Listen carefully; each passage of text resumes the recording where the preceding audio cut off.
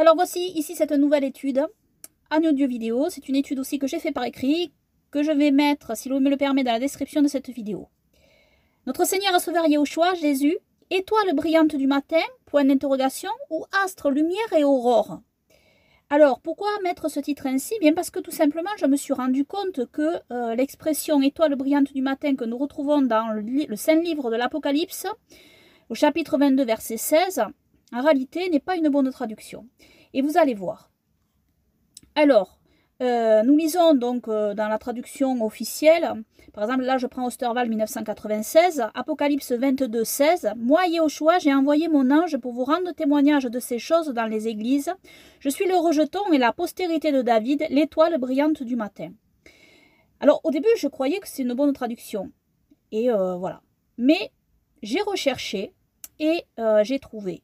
D'après mes recherches scripturaires, j'ai pu constater que la traduction rendue par étoile brillante du matin n'est pas exacte. Et ce, depuis le texte grec reçu. Comme vous allez le voir, on va le regarder ensemble. Le texte grec. Alors, je vais aller dans mon étude écrite, où donc j'ai détaillé voilà, tous les versets. Ici. Alors ici, on a le texte en grec, hein, en rouge. Voilà. Et voici d'après une traduction plus littérale du texte ce que nous pouvons lire. « Moi, Yahushua, ai envoyé mon ange pour vous témoigner ces choses dans les rassemblements ou dans les ecclésias, voilà, les rassemblements ou les assemblées.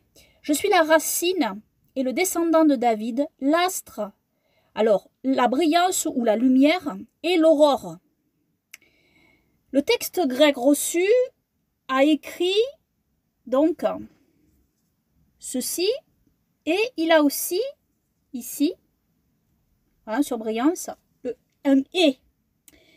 Tandis que d'autres textes grecs ont juste les trois mots, donc astre, la brillance ou lumière, l'aurore. Tandis qu'ici, dans le texte grec reçu, nous avons l'astre, la brillance ou lumière et l'aurore. Le « et » de séparation est absent donc entre lumière et aurore dans certains textes grecs. Alors que dans le texte grec reçu, on voit bien qu'il y a ce « et » de séparation. De plus, le texte se lit littéralement bien en trois mots distincts, en réalité. On le voit très clairement ici, trois mots distincts, et non en une phrase liant étoile, ici, avec brillante ou brillance. Car nous avons à chaque fois l'article grec, ici, O. Enfin, ça se lit O en français, mais en grec, je ne sais pas comment on dit, mais ça se dit peut-être pas O. Alors attendez, excusez-moi, mauvaise manipulation. Voilà, vous voyez, c'est cet article-là que nous avons devant les trois mots grecs ici. Hein, voilà. Et c'est un article qui signifie le ou la, d'accord, devant chacun des mots. Donc nous voyons bien que ces trois mots se lisent distinctement, que ça ne fait pas une seule phrase reliée l'étoile brillante du matin, en réalité. Hein. Ensuite, en grec, le mot, celui-ci donc, qui est traduit par étoile, astir en grec, qui est astre en français, bien que signifiant étoile, a un sens plus large, comme en français, en fait. En effet, le soleil et la lune sont aussi des astres, en français, bien qu'ils aient leur nom distinct de soleil et de lune, pour les distinguer des autres astres, et pour les désigner spécifiquement. Mais ils sont bien aussi des astres, dans une définition plus large avec les autres astres. Selon moi, il en est de même avec le mot kokab, astre ou étoile en hébreu. Et donc, littéralement, nous lisons « Je suis la racine et le descendant de David », ce que dit notre Seigneur Sauveur Yahushua, donc « Je suis la racine et le descendant de David, l'astre, la brillance ou la lumière et l'aurore ». Les traducteurs, de par une influence grecque, ont mal traduit cette expression par « étoile brillante du matin », qui désigne l'étoile connue, nommée par les païens Vénus, mais comme vous allez le voir, ce n'est absolument pas la bonne traduction ici, comme je viens de vous le démontrer en réalité. Et vous allez voir que si nous retournons aux Saintes Écritures, tout cela correspond parfaitement avec les prophéties du Mashiach, du Messie qui devait venir, et sur son identité humaine et divine. Donc l'identité humaine et divine de notre Seigneur et Sauveur Yahushua, Jésus. Amen. Donc c'est très très intéressant ici. on va étudier chaque mot de ce verset et vous allez voir que nous retrouvons que ce verset en fait est en rapport avec les différentes prophéties messianiques annoncées dans toutes les saintes écritures. Alors, la racine, notre Seigneur Sauveur Yahushua dit « Je suis la racine et le descendant de David ». La racine, c'est le mot shoresh en hébreu, ici. Et le descendant, le mot roter, si je prononce bien, de David. Donc, alors, on trouve ceci dans différentes prophéties messianiques, notamment dans le Saint Livre d'Ésaïe, chapitre 11, verset 1. « Et sortira un roter, un descendant de la goza, de la race ou de la souche de Yessé ». Le mot goza signifie souche aussi, hein. Donc, de la souche, une souche, ben, c'est un arbre donc, qui a été coupé, hein, en fait. Et ça signifie aussi la race, hein, de Yessé. Yessé est le père de David. Et un netzar, donc une tige, poussera de son shoresh, donc de sa racine, en fait. Hein. Ésaïe 11, 10. En ce jour-là, il y aura un shoresh, une racine de Yessé, père de David, qui se dressera comme la bannière des peuples. Les nations se tourneront vers lui et sa résidence sera entourée de gloire. Amen. Ça, c'est Ésaïe 11, 10. Ésaïe 53, 1, 5. Qui a eu foi à ce que nous avons entendu et au bras de Yahweh sur qui il est apparu? Il s'est élevé comme un nouveau-né devant sa face et comme un shoresh, une racine d'une terre déserte. Pas de titre pour lui et pas de louange et d'apparence et pas d'apparence et de convoitise. Humilié et repoussé des anéchim, ish, c'est-à-dire dans le sens de homme, hein, créature mâle homme, homme de douleur et expert en maladie, il était comme un objet dont on détourne le visage, une chose vile dont nous ne tenions nul compte. Et pourtant ce sont nos maladies dont il était chargé, nos souffrances qu'il portait, alors que nous le prenions pour un malheureux, atteint, frappé par Elohim, humilié. Et c'est pour nos péchés qu'il a été meurtri, pour nos iniquités qu'il a été écrasé. Le châtiment, gage de notre salut, pesait sur lui, et c'est sa blessure qui nous a valu la guérison. Amen. Donc voilà, bien sûr, il est question ici de notre Seigneur Sauveur Yahushua et sa mort sacrificielle pour nos péchés. Hein. Alors, voici la racine, le shoresh, donc. Hein. Yahushua, notre Seigneur et Sauveur, a dit « Je suis le shoresh de David, le descendant, le roter de David. » Le shoresh est le descendant, la racine est le descendant de David. Amen.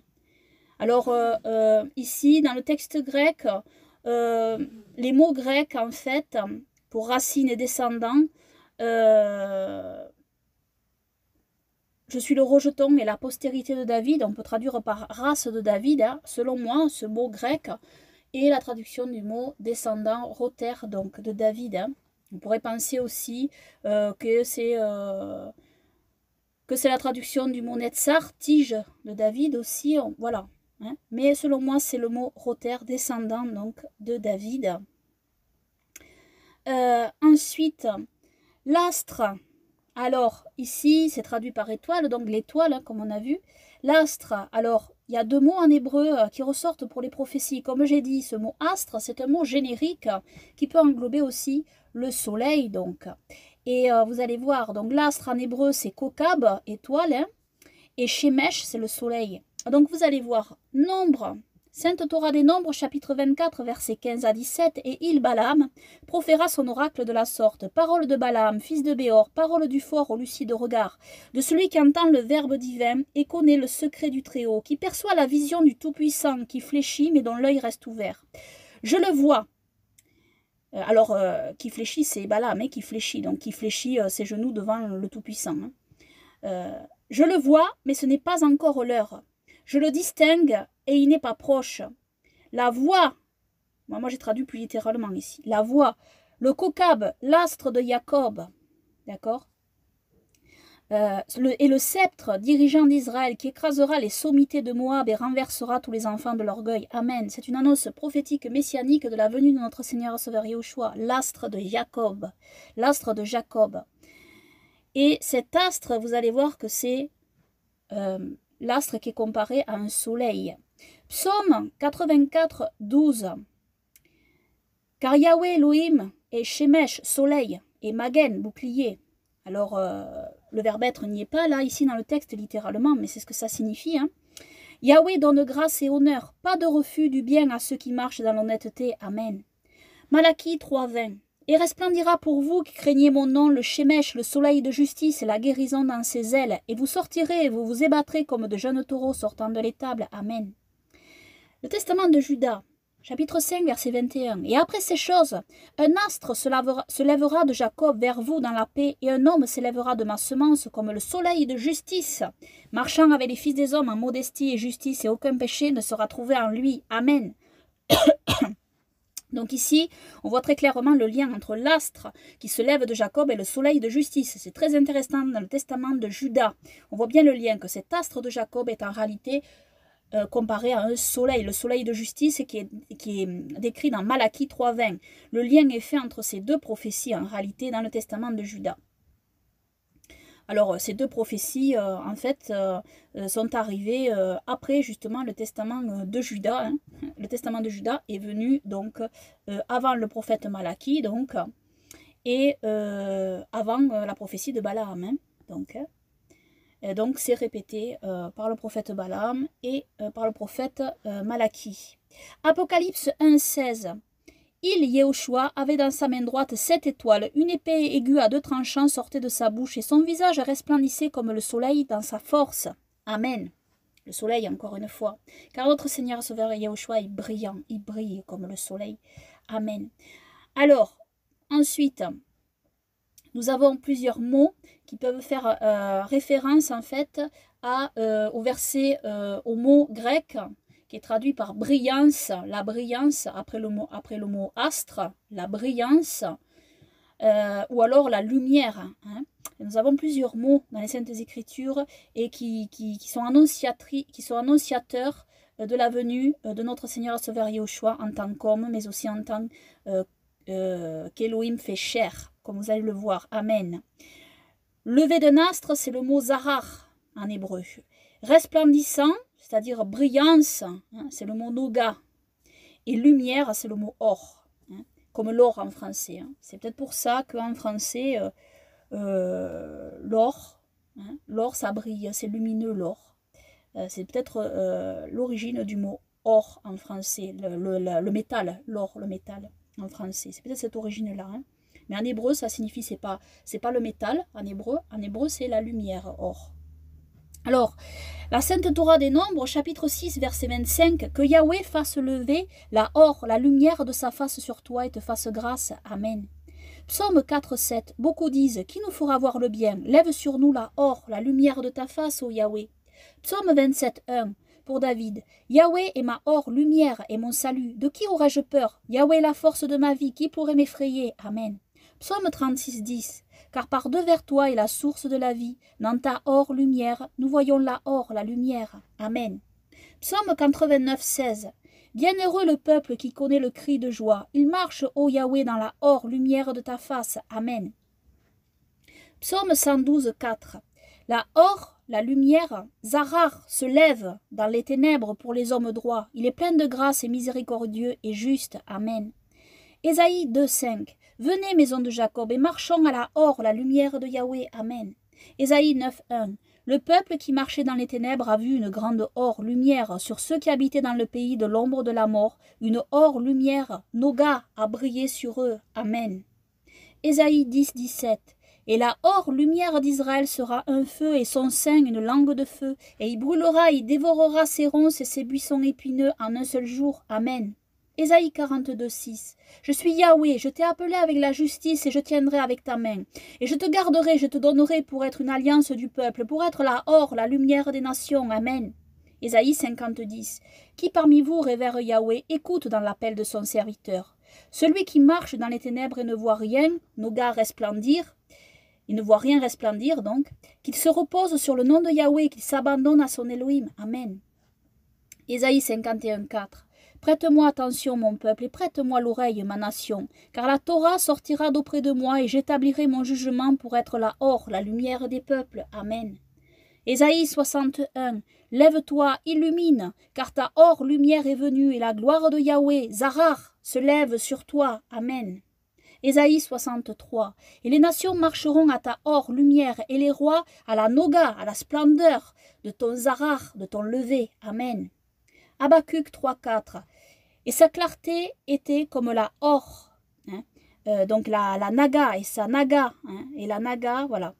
Là, voilà, on lit, et la naga, hein, donc la splendeur, sa clarté, sa brillance, était comme la or, lumière. Des rayons lui jaillissaient de la main, et là se cachait sa force. Amen. Ensuite, nous avons confirmation dans toutes les Écritures, les Saintes Écritures de la Nouvelle Alliance. Jean 1,4. En elle, la parole était la vie, et la vie était la or, la lumière des hommes. Jean 1,5. Et la or, lumière, brille dans les ténèbres, et les ténèbres ne l'ont pas comprise. Amen, amen. Jean 1,7. Celui-ci vint pour rendre témoignage à la or, la lumière, afin que tous croient par lui. Amen. Jean 1,9. La vraie or, lumière, était celle qui venant dans le monde éclaire tout homme. Amen. Jean 3,19. Or voici le jugement, la or, la lumière est venue dans le monde, et les hommes ont mieux aimé les ténèbres que la or, la lumière, car leurs œuvres étaient mauvaises. Amen. Jean 8,12. Alors Yahushua leur parla encore en disant, moi je suis la or, la lumière du monde.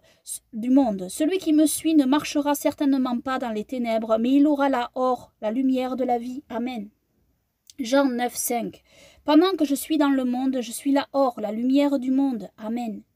Jean 12,46. Moi, la or, la lumière, je suis venu dans le monde afin que quiconque croit en moi ne reste pas dans les ténèbres. Amen. 2 Corinthiens 4,6.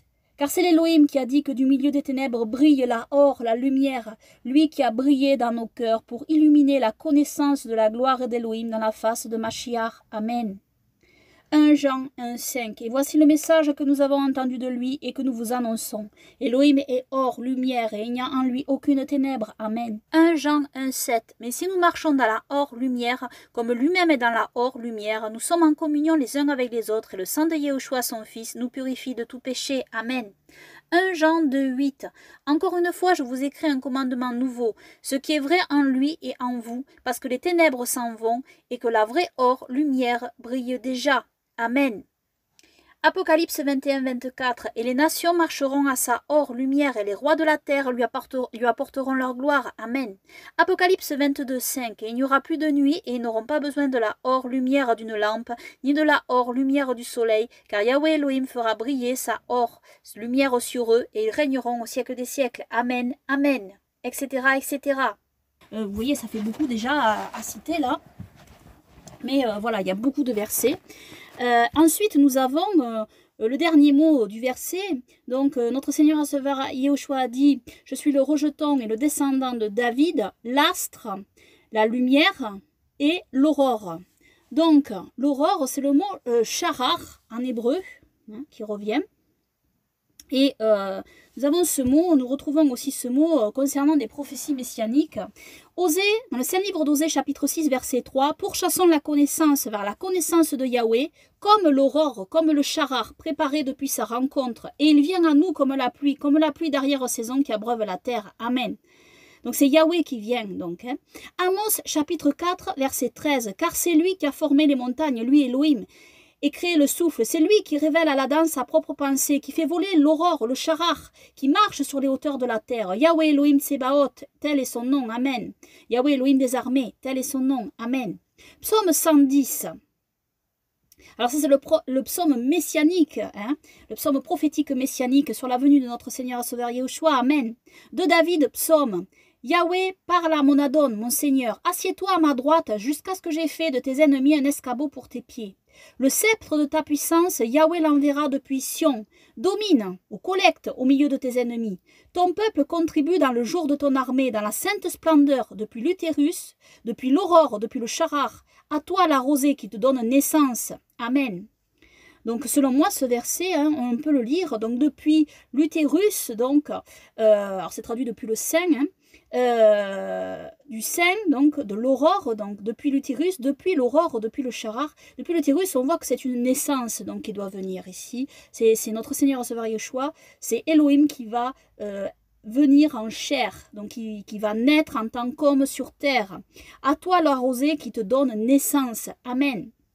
Yahweh en a fait le serment et il ne le révoquera point. Toi, Cohen, sacrificateur pour l'éternité sur la parole de Melchisédek.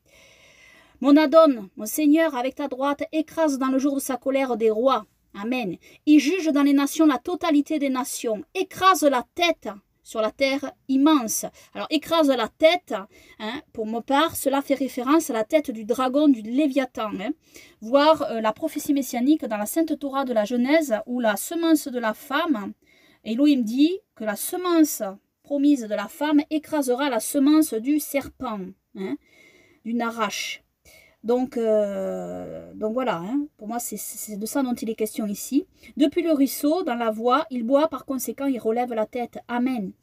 Ensuite nous avons Psaume 139, 9 à 10. Porté sur les ailes de l'aurore ou du charar, pour m'établir dans les extrémités de la mer, en effet là ta main me guidera et ta droite me saisira. Amen. Job 38, 12. As-tu jamais de ta vie donné des ordres au matin, assigné son lieu à l'aurore au charar? Amen.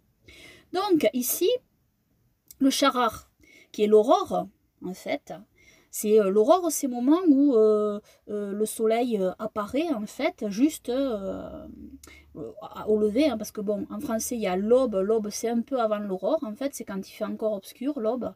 Et l'aurore, c'est quand le soleil apparaît juste à l'horizon, hein. Et donc, le charar désigne la direction de l'est, hein, parce que le soleil se lève toujours à l'est, ou dans la direction de l'est à peu près. Hein. Il se lève vraiment à l'est à l'équinoxe du printemps. Et puis après, il est aux alentours de l'est, donc près de l'est. Et c'est la direction donc d'où reviendra notre Seigneur à Sauveur Yahushua. Allez voir mon étude sur le sujet, prier vers l'est, l'Orient, Kédem. Hein. Donc, voici une version hébraïque possible de ce que nous dit notre Seigneur à Sauveur Yahushua, Jésus, dans Apocalypse 22, 16. Alors ici, j'ai écrit en hébreu. Ani, donc je suis, Shoresh, la racine, Véroter, et le descendant, Mi-David, de David, Akokab, l'astre, Aor, la lumière, ou alors Anoga, hein, on pourrait mettre, c'est-à-dire la brillance, V, Charar, et l'aurore donc. Donc, je suis le Shoresh, la racine, et le Roter, le descendant de David, le Kokab, l'astre, la Or ou Noga, lumière ou brillance, et le Charar, l'aurore. Je suis la racine, et notre Seigneur Sauveur Yahushua a dit, je suis la racine et le descendant de David, l'astre, la lumière et l'aurore. Amen. Alors, nous avons aussi ce passage dans Apocalypse chapitre 2 versets 26 à 29. Car à celui qui aura vaincu et qui pratiquera mes œuvres jusqu'à la fin, c'est notre Seigneur Sauveur Yahushua qui parle, je lui donnerai puissance sur les nations. Il les gouvernera avec un sceptre de fer, et comme on brise des vases d'argile, ainsi que je l'ai moi-même reçu de mon Père, et je lui donnerai l'astre, l'aurore. Que celui qui a des oreilles écoute ce que l'Esprit dit aux églises. Amen. Nous savons que deux astres représentent l'autorité de gouvernance. Le soleil représente la sacrificature qui est Lévi et la lune la royauté qui est Juda.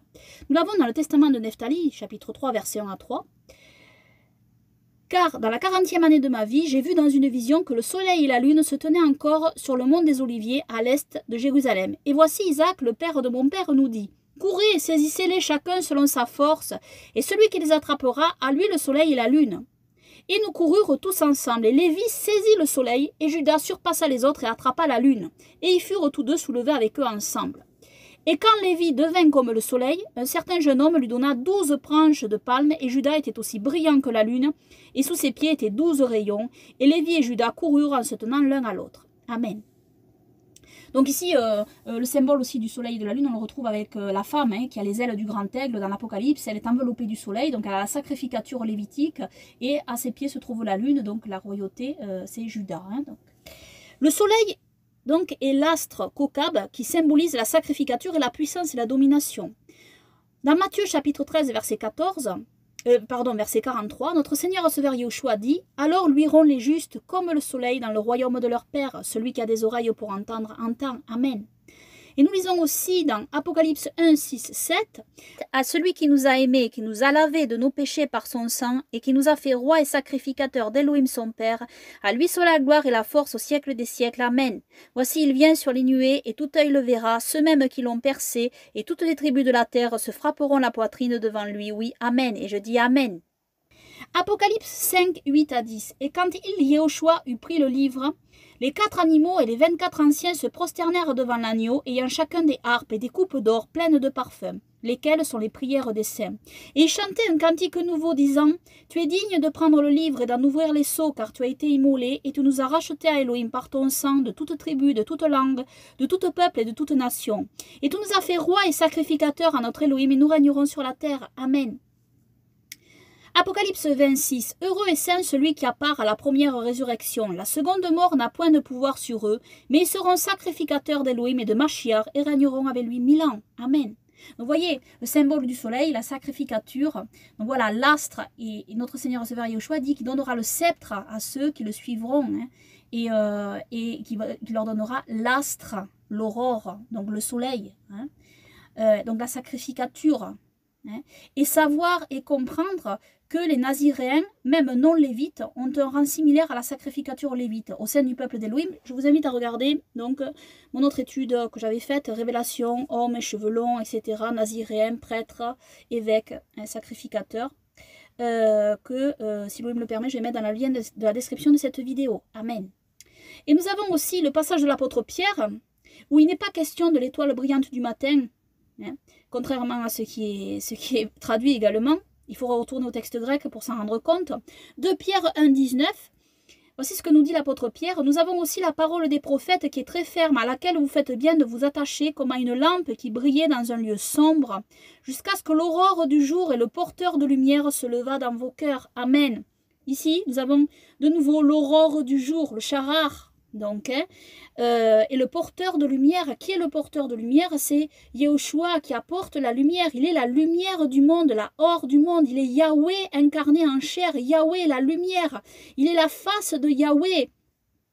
Car la lumière, car la face de Yahweh est lumineuse, elle rayonne. On l'a lu dans toutes les saintes écritures comme je vous l'ai montré. Amen. Donc, notre Seigneur Sauveur Yahushua est celui qui s'oppose aux ténèbres. Il est donc comme la lumière du jour qui arrive au lever du soleil pour mettre fin aux ténèbres de la nuit. Amen. Gloire et louange et adoration et remerciement et honneur seulement à Yahweh Yahushua, notre Elohim, notre roi, Seigneur et Sauveur, notre lumière qui lui dans les ténèbres. Amen. Alors à présent, maintenant qu'on a vu tout cela, qu'on a vu que bon, l'expression étoile du matin n'était pas, brillante du matin n'était pas exacte, on va regarder maintenant le passage d'Ésaïe. On va étudier à présent le passage d'Ésaïe où il est question de Satan l'adversaire et dont l'expression a malheureusement été assimilée à la même expression qu'utilisée dans le Saint Livre de l'Apocalypse concernant notre Seigneur Sauveur Yahushua, par étoile brillante du matin en fait, ce qui n'est absolument pas le cas. De plus, cette expression dans ce passage, dans Ésaïe aussi, ne fait pas non plus référence à l'étoile brillante du matin, nommée dans le langage païen Vénus, comme vous allez le voir. Alors, Ésaïe chapitre 14, versets 12 à 15. « Comme tu es tombé du ciel, Hillel ben Charar, comme tu as été renversé jusqu'à terre, dompteur des nations. Tu disais en ton cœur, je monterai au ciel au-dessus des étoiles d'Élohim, j'érigerai mon trône, je m'assiérai sur la montagne du rendez-vous dans les profondeurs du nord. Je monterai sur les hauteurs des nuées, je serai l'égal du Très-Haut. Mais non, c'est dans le Sheol que tu es précipité, dans les profondeurs du gouffre. » Amen. Donc, cette expression, Hillel ben Charar, Hillel ben Charar, voilà, voici l'expression vraiment qu'on a dans le texte ici. Elle a été traduite par astre brillant, fils de l'aurore. Tout d'abord, il est une évidence biblique et scripturaire que Hillel, ce terme ici, Hillel, ne signifie nulle part dans toutes les saintes écritures astre ou brillant. Le mot astre en hébreu c'est kokab. Hillel ne signifie absolument pas astre, déjà. Il ne signifie pas non plus brillant. On a vu tous les termes pour désigner la lumière, la or, zarar, c'est-à-dire le lever de la lumière, de l'astre, et la brillance qui est noga. Hein. Donc, Hillel n'est absolument pas un mot qui signifie brillant. Les traducteurs ont relié de manière complètement infondée, en réalité, Hillel avec Hallel, Hallel qui signifie louange en hébreu. Mais ici, ce verbe Hillel, dans toutes les saintes écritures, est utilisé et signifie se lamenter, en réalité. Hein. On a la preuve dans toutes les saintes écritures, le mot Hillel est utilisé. J'ai juste deux passages. Hein. Zacharie 11.2, où il est écrit « Hillel, lamente-toi, cyprès, car le cèdre est tombé. Les fiers géants sont abattus. Lamentez-vous, chêne de Bazan, car elle est à terre, la forêt si riche en fruits. » Donc, lamente-toi. Hein. Hillel est traduit par lamente-toi cyprès. Jérémie 47.2. Ainsi parle Yahweh, voici que des flots s'avancent du nord et deviennent un torrent impétueux, submergeant la terre et ce qu'elle renferme, les villes et ce qui y demeure. L'Adam pousse des cris, et se lamentent tous les habitants de la terre. Et Hillel, est traduit par « et se lamentent tous les habitants de la terre », etc., etc. Et après, ce verbe Hillel, il est trouvé conjugué de différentes manières, où il y a même pas, il est parfois écrit comme ça, hein, avec juste la lettre Vav devant, V Hillel, c'est-à-dire « et Hillel » en fait. Et c'est toujours traduit par « se lamenter », et parfois il est conjugué, et c'est toujours traduit par « se lamenter ». Nous lisons plus exactement dans le texte d'Ésaïe, « Lamente-toi, fils de l'aurore ». Il n'est pas question ici d'un astre qui brille, d'accord? Lamente-toi, fils de l'aurore. Plusieurs relient ce titre de fils de l'aurore à l'étoile nommée dans le paganisme Vénus, car celle-ci se lève à certaines époques à l'aurore. Mais notons que cette étoile n'est pas dans son circuit toujours visible à l'aurore. Je vous invite à regarder le circuit de cette étoile. Et elle est aussi, dans notre temps, visible au crépuscule du soleil couchant. Et parfois, elle est invisible, car elle se lève avec le soleil. On ne peut pas dire que cette étoile soit toujours présente à l'aurore. Donc la question est pourquoi l'adversaire est-il nommé fils de l'aurore? Eh bien, selon moi, une explication possible est que nous savons que les anges ou chérubins d'Elohim sont nommés les fils d'Elohim, car ils sont les créatures d'Elohim. Ils sont aussi nommés étoiles d'Elohim. Et nous savons que les anges d'Elohim ont été créés au premier jour de la création. Nous avons cet indice dans la Sainte Torah des Jubilés, chapitre 2, versets 2 à 3, donc. Car au premier jour, Elohim créa les cieux qui sont en haut, et la terre et les eaux, et tous les souffles qui servent face à lui. Les anges de la présence, et les anges du souffle du feu, les anges du souffle des vents, et les anges du souffle des nuages, de noirceur, de neige, de cristal et de grêle et de cristal glacé, et les anges des voix du tonnerre et de l'éclair, et les anges des souffles du froid, du chaud, du printemps, d'automne, d'été, et tous les souffles de ces créatures qui sont dans les cieux et sur la terre. Elohim créa les abysses et l'obscurité, crépuscule et nuit, et la lumière, aube et jour qu'il avait préparé dans la connaissance de son cœur. Amen. Et nous vîmes alors ses travaux, et le louâmes, et glorifiâmes devant lui au compte de tous ses travaux, car 7 grands travaux il avait créés au premier jour. Amen. Et donc, à l'aurore du premier jour, les anges d'Elohim étaient là. Nous avons confirmation dans le livre de Job. Job, chapitre 38, verset 7, tandis que les astres du matin chantaient en chœur et que tous les fils d'Elohim poussaient des cris de joie. Amen. Donc, selon ma compréhension, alors la première aurore, ici, bien sûr, il n'y avait pas de soleil encore, hein, mais on sait qu'il y avait la lumière, parce qu'Elohim a créé la lumière. En premier, donc. Donc, selon ma compréhension, voilà pourquoi Satan, l'adversaire, est nommé fils de l'aurore, car il est un des anges d'Elohim qui a vu le jour au premier jour de la création, à la première aurore, au premier matin de la création, mais qui malheureusement a choisi la rébellion et qui a été déchu. Donc, en conclusion, une traduction biaisée du texte du Saint-Livre de l'Apocalypse nous fait manquer un grand nombre d'annonces prophétiques reliées à ce verset, et une autre traduction biaisée du livre d'Ésaïe fait faire des associations incorrectes entre deux phrases qui ne sont en rien reliées l'une avec l'autre, mais au contraire bien séparées l'une de l'autre, comme notre Seigneur et Sauveur Yahushua Jésus-Christ est séparé en tout point de Satan l'ennemi. Amen. Que toute la gloire, les honneurs, les louanges, les remerciements et l'adoration reviennent seulement à Yahweh, Yehovah, Yahushua, notre Elohim, notre Roi, Seigneur et Sauveur, notre lumière, et que son règne glorieux vienne et que nous demeurions toujours dans la sanctification, dans toutes ses voies et dans sa paix parfaite et sa sécurité parfaite pour toujours. Amen. Amen.